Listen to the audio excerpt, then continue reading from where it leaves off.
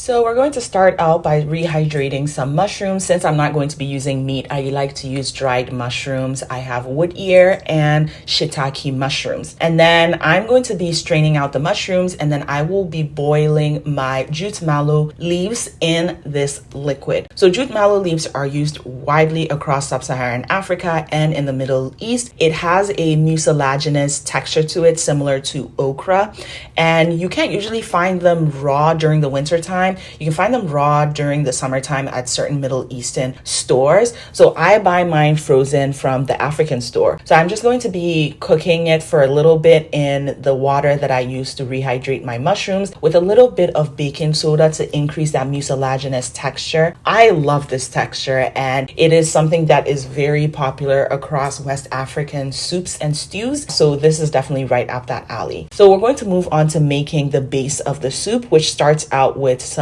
red palm oil. I'm going to let that melt. It has the texture of coconut oil when it is at room temperature, so you're just going to let that melt for a little bit, and then I'm going to be sauteing in my mushrooms. So this recipe is actually based on a recipe of the same name by Lami Cooks on YouTube. She is a Ghanaian who is from the northern part of Ghana, and she shares a lot of northern recipes. But as a vegan, I don't eat meat, which her recipe is based on, so I am veganizing it. After the mushrooms have sauteed for a little bit, I'm going to be adding in some blended onions, garlic, ginger, and scotch bonnet pepper, the basic aromatics that you find in a lot of Ghanaian soups and stews. So once that has cooked for a little bit, I'm cooking it for a few minutes, so like 2 to 3 minutes. I actually added in a little bit of mushroom broth because I was finding that the pot was starting to get too dry, just to thin everything out. And obviously I had to add dawa dawa, because what is a northern soup without dawa dawa? If you want more information on dawa dawa, I have a link to important spices in Ghanaian cooking you can check out, which also includes calabash nutmeg and anise seeds, which I will be including in this recipe. Since they're whole, I'm going to be using my pestle and mortar to crush them a little bit, just so that they become a nice powder. This is such a fragrant pairing. It gives a really nice local flavor that you can't really substitute, unfortunately. So other spices I added is 1 star anise and a little bit of cloves powder,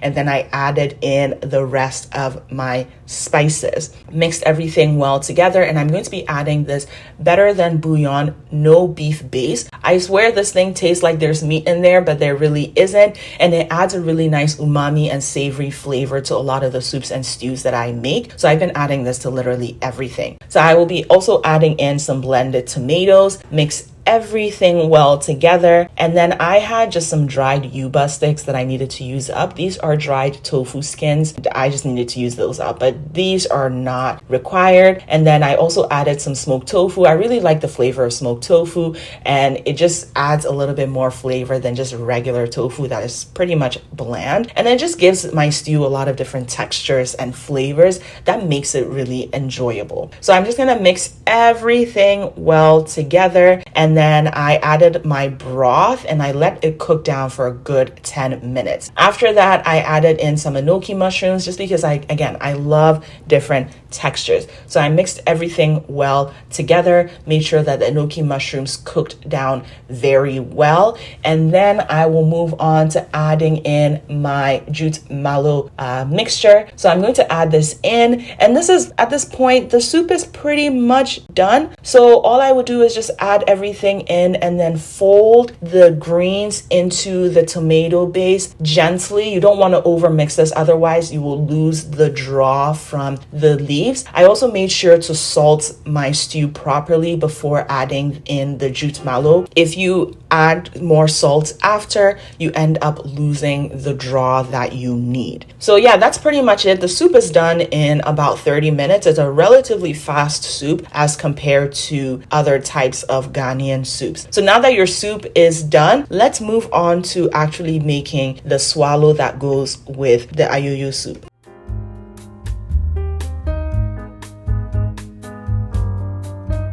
Zaafi is made with cornmeal and dried cassava flour. So the first part is to prepare the corn. I will be mixing some corn with some water that I boiled to make a really thin mixture. Then I will be adding this mixture to the other part of the water that I boiled on a pot. So we're going to be creating a corn porridge. This is going to serve as any additional liquid we might need to cook the tuo zaafi, as well as actually cook the tuo zaafi through. Once this boils for about 5 minutes, you're going to scoop up a little bit. All of the measurements are going to be in the description box below. So once a little bit has been scooped and set aside, I'm going to be slowly adding in my cassava flour. So you're going to mix everything well. We do not want lumps. This is going to take some time, but please bear with me. Trust the process. So we'll mix everything together. Just make sure to get all the lumps and make sure everything is well combined. Add in some more cassava flour and just keep the process going. Once we start to see that the mixture is getting too thick, we'll add in some of the corn porridge just to loosen it up a little bit. Tuo zaafi is not as hard as banku or as solid as fufu. You want it to be very light. So you want to be adding in the corn porridge as the cassava flour,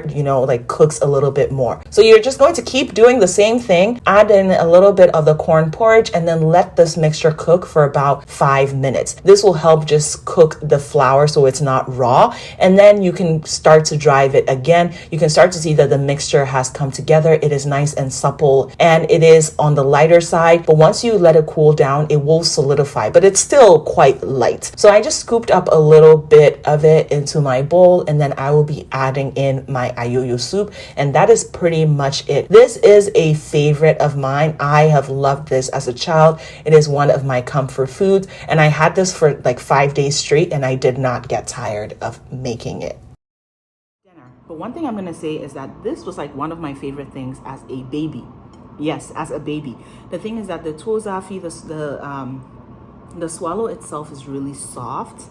So it's very easy for children to eat it without having teeth because you don't need to chew it. It just glides right down. And obviously the soup, the ayoyo soup is really mucilaginous or slimy. It's very good for children.